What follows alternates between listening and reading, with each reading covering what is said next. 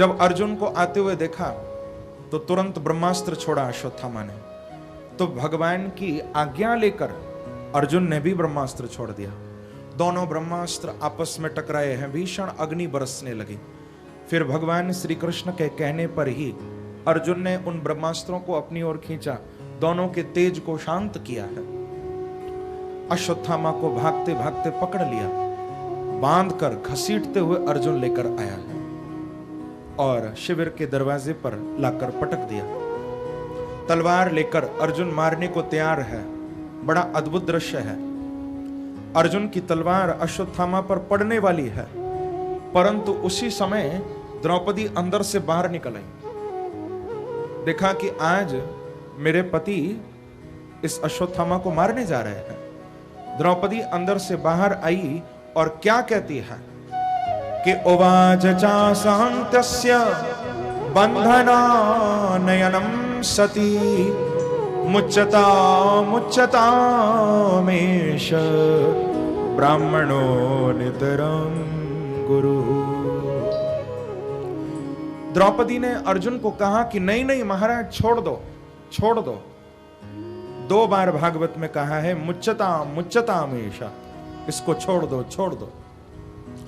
अर्जुन ने कहा कि द्रौपदी क्या तुम भूल रही हो, ये हमारे बच्चों का हत्यारा है, ये तो दुष्ट है, पापी है, इसने हमारे 5 बच्चों को मारा है और तुम कहती हो कि मैं इसको छोड़ दूं, क्यों? तो द्रौपदी ने कहा कि महाराज क्या आप भूल गए हो, चाहे इसने हमारे 5 बच्चों को मारा है, लेकिन ब्राह्मणों नितराम गुरु, ये साक्षात ब्राह्मण है, द्रोणाचार्य का बेटा है अश्वत्थामा। एक तो ये ब्राह्मण है और दूसरा ये आपके गुरु का पुत्र है। अब देखो इसने मेरे 5 बच्चों को मार दिया तो मैं तो अपने बच्चों के लिए रो रही हूं। आप सोचो कि यदि आप इसको मार दोगे तो आपकी गुरु मां को कितना कष्ट होगा। द्रोणाचार्य की पत्नी कृपी, उनको कितना कष्ट होगा, क्योंकि एक मां के दर्द को तो मां ही समझ सकती है। द्रौपदी ने कहा कि महाराज छोड़ दो इसको, छोड़ दो। अब देखो वहां पर भीम भी खड़े थे। भीम ने जोर से आवाज लगाकर अर्जुन को कहा कि अर्जुन तू द्रौपदी की बात मत मानना, तूने जो प्रतिज्ञा की है प्रतिज्ञा को पूरा करना, इसको प्राण दंड देना। अब अर्जुन को कोई बात समझ नहीं आ रही। द्रौपदी कह रही है कि इसको छोड़ दो और उधर भीम कह रहे हैं कि इसको मार डालो। अब समझ नहीं आता अर्जुन को कि मैं करूं तो क्या करूं। परंतु बंधुओं वहां पर भगवान कृष्ण भी खड़े हुए हैं। और देखो जब आपको कोई बात समझ न आए तो उस समय भगवान के ऊपर छोड़ देना चाहिए, वो ज्यादा अच्छा है, क्योंकि भगवान जो करेंगे वो अच्छा ही करेंगे। जब कोई रास्ता दिखाई न दे तो ठाकुर जी पर छोड़ दो। अर्जुन ने भी भगवान को कहा कि प्रभु अब आप इस मुसीबत से बचाओ। द्रौपदी कहती है कि मैं इसको छोड़ दूं, भीम कहता है कि मैं मार डालूं, मैं क्या करूं भगवान आप बताइए। तो भगवान श्री कृष्ण तो बांके बिहारी हैं, टेढ़े हैं ना। जब वो खुद टेढ़े हैं तो बातें भी हमेशा टेढ़ी ही करते हैं। प्रेम से कहो श्री राधे। भगवान ने यहां पर बड़ी टेढ़ी सी बात कर दी। अर्जुन ने पूछा कि प्रभु आप बताओ मैं क्या करूं। तो भगवान कहते हैं कि अर्जुन मैंने तो शास्त्र में ये दोनों ही बातें कही हैं कि ब्रह्म बंधुर न हंतव्य आतताई बधारहण मैवो भयमाम्नातम परिपायनुशासनम। भगवान कहते हैं कि देखो अर्जुन, मैंने शास्त्र में दोनों ही बातें कही हैं। मैंने तो कहा है कि ब्रह्म बंधुर न हंतव्य, कभी ब्राह्मण को मारना नहीं चाहिए, ब्राह्मण पूजनीय है, वंदनीय है। और मैंने ये भी कहा है कि आतताई बधारहण, यदि कोई आतताई है, दुष्ट है, तो उसको छोड़ना भी नहीं चाहिए। इतना कहकर भगवान चुप हो गए। अब देखो दोनों ही बातें कह दी ना भगवान ने तो, कि ब्राह्मण को मारो मत और दुष्ट को छोड़ो मत। अब मुसीबत तो यह है कि अश्वत्थामा ब्राह्मण भी है और दुष्ट भी है। बात कितनी टेढ़ी कर दी भगवान ने। लेकिन भगवान की बात को भक्त ही समझ सकते हैं। हमारी समझ में भले ही ना आए, लेकिन भक्त समझ जाते हैं। अर्जुन समझ गए कि भगवान आ रहे हैं। अर्जुन ने अपनी तलवार की नोक से, अश्वत्थामा के मस्तक में एक मणि थी, जन्म से अर्जुन ने अपनी तलवार की नोक से झट उस मणि को निकाल लिया और धक्का देकर अपमानित करके अश्वत्थामा को राज्य से बाहर निकाल दिया है। क्योंकि भागवत में लिखा हुआ है बंधुओं कि वपनम द्रविड़ा दानम स्थाना निर्यापणम तथा एष ही ब्रह्म बंधूनाम वधो नान्योस्ति दैहिकः। यदि कोई ब्राह्मण है और ब्राह्मण होने के साथ साथ दुष्ट भी है, तब भी उसको शारीरिक दंड नहीं देना चाहिए, उसको मारना नहीं चाहिए।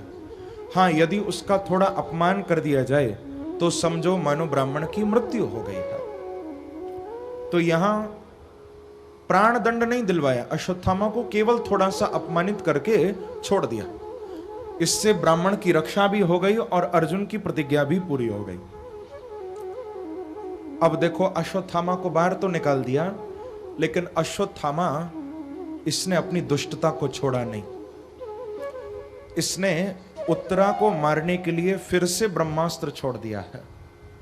उत्तरा कौन है? अभिमन्यु की पत्नी। अभिमन्यु अर्जुन के पुत्र हैं, सुभद्रा जी के बेटा हैं। अभिमन्यु के मामा लगते हैं भगवान कृष्ण।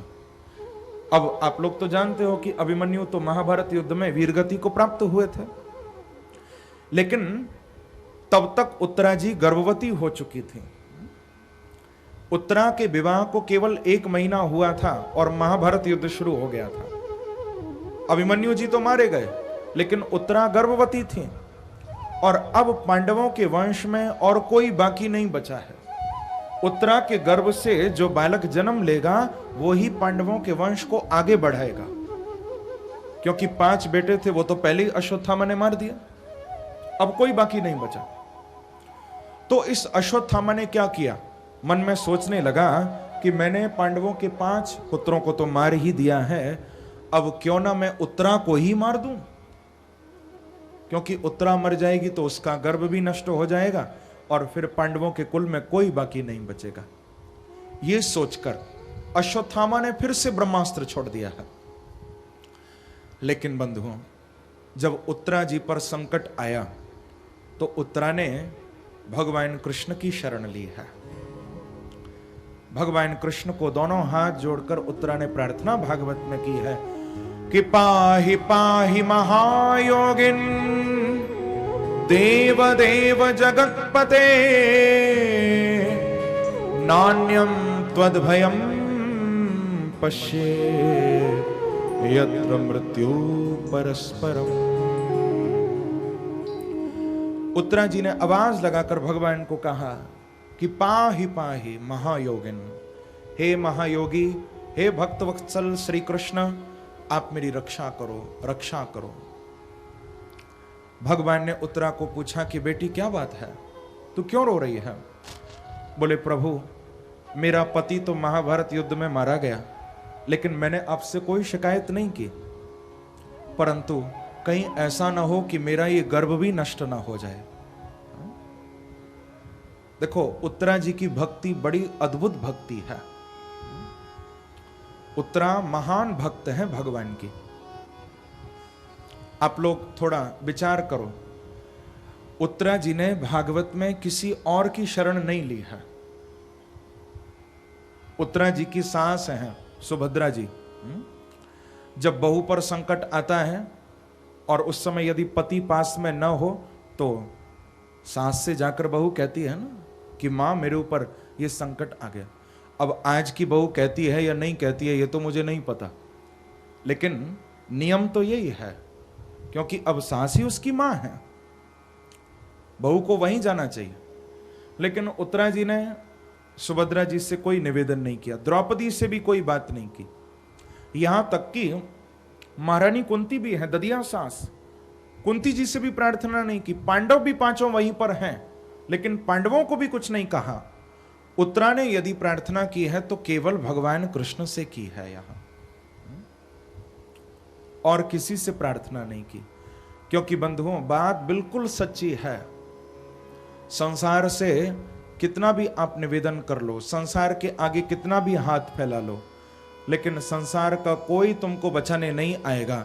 अंत में यदि बचाने आएंगे तो बांके बिहारी ही बचाने आएंगे। हाँ, प्रेम से कहो श्री राधे, दूसरा कोई आने वाला नहीं है। तो जब अंत में बचाना भगवान को ही है तो फिर पहले भगवान की ही शरण लो ना।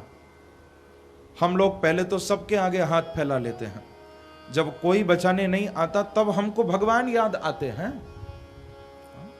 यदि पहले ही भगवान याद आ जाएं तो फिर कहना ही क्या। उत्तरा ने भगवान को प्रार्थना की कि प्रभु आप रक्षा करिए। भगवान ने जो उत्तरा की प्रार्थना को सुना तो सूत जी कहते हैं कि ऋषियों, उसी समय भगवान ने अंगूठे के बराबर रूप धारण कर लिया है और उत्तरा के मुख से होते हुए प्राण वायु के द्वारा भगवान उत्तरा के गर्भ में, उत्तरा के पेट में गए हैं और वहां जाकर सुदर्शन चक्र हाथ में लेकर प्रभु ने घूम घूम कर उत्तरा के गर्भ में उस ब्रह्मास्त्र के तेज को शांत किया, उत्तरा के गर्भ की भी रक्षा की और उत्तरा की भी रक्षा की। बोलो भक्तवत्सल भगवान की जय, श्री वृंदावन बिहारी लाल की जय। उत्तरा की रक्षा करने के बाद भगवान बाहर निकल कर आए हैं, अपने रथ में प्रभु बैठे। अब भगवान द्वारिका जाने की तैयारी करने लगे, क्योंकि महाभारत युद्ध पूरा हो गया है, अब तो कोई काम बाकी नहीं बचा पांडवों के पास। तो अब प्रभु हस्तिनापुर से द्वारिका जाने की तैयारी कर रहे हैं। लेकिन जैसे ही रथ में बैठकर भगवान थोड़ा आगे बढ़े हैं तो भगवान के रथ के आगे आकर भगवान की बुआ महारानी कुंती खड़ी हो गई हैं। प्रेम से कहो श्री राधे। कुंती जी भगवान के रथ के आगे आ गई और भागवत में बड़ी सुंदर स्तुति कुंती जी भगवान की कर रही हैं, बहुत प्यारी स्तुति है। कुंती कहती हैं भगवान को कि कृष्णाय वासुदेवाय देवकी नंदनाय च नंद गोप कुमाराय गोविंदाय नमो नमः। नमः पंकजनाभाय नमः पंकजमालिने नमः पंकज नेत्राय नमस्ते पंकजांघ्रे। कुंती जी भगवान को कह रही हैं कि प्रभु कृष्णाय वासुदेवाय, हे श्री कृष्ण मैं आपके चरणों में प्रणाम करती हूँ। हे देवकी नंदन मैं आपको वंदन करती हूँ। हे नंद गोप कुमार मैं आपको प्रणाम करती हूँ। कुंती ने अपनी स्तुति में बार बार भगवान को प्रणाम किया है।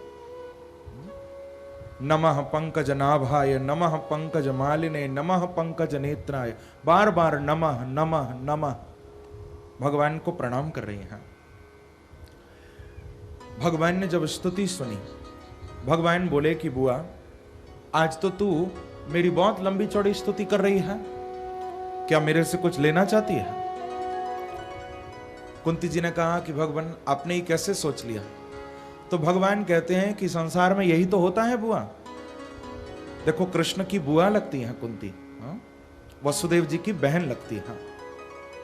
भगवान ने कहा कि बुआ संसार में आज ऐसे ही लोग हैं, मंदिर में जब मेरा दर्शन करने के लिए आते हैं ना तो दर्शन पूजा पीछे होता है, सबसे पहले आते ही मेरे सामने लंबी चौड़ी लिस्ट रख देते हैं कि प्रभु ये भी देना, ये भी देना, ये भी देना। और बहुत से लोग तो मंदिर में जाकर भगवान के सामने आंखें बंद करके खड़े हो जाते हैं। लोग सोचते हैं कि शायद आंखें बंद करके भगवान की स्तुति प्रार्थना कर रहे होंगे। नहीं, भगवान के सामने आंखें बंद करके यही सोचते रहते हैं कि कहीं हम कुछ मांगना भूल तो नहीं गए। प्रेम से कहो श्री राधे, कहीं कुछ रह तो नहीं गया, सब कुछ मांग लिया ना। बस भगवान से मांगते ही रहते हैं। ठाकुर जी से मांग ही मांग है। भोग तो लगाते हैं ₹1.25 का और बात करते हैं 1.25 करोड़ की भगवान से कि प्रभु ये ₹1.25 का भोग चढ़ रहा है, कम से कम 1.25 करोड़ का फायदा तो जरूर कराना। कितनी मांग भगवान से। तो भगवान ने सोचा कि बुआ, संसार के लोग सब मांगने ही आते हैं, यदि तुझे भी कुछ मांगना है तो मांग ले। लेकिन कुंती जी बोली कि कृष्ण, मैं भी आपसे कुछ मांगना चाहती हूं, लेकिन पहले आप वचन दो कि जो मैं मांगूंगी आप मुझे दोगे। भगवान ने कहा कि बुआ, मैं वचन देता हूं, तू जो मांगेगी मैं तुझे दूंगा। अब देखो कुंती जी क्या मांग रही हैं। कुंती जी ने भागवत में भगवान से जो मांगा है बंधुओं, वो न तो पहले किसी ने मांगा होगा और न शायद आगे कोई मांगे। जो कुंती ने मांगा है, भगवान को कहती हैं कि विपदः संतु न शश्वत तत्र तत्र जगत गुरो भवतो दर्शनम यत् स्यात् अपुनर्भव दर्शनम।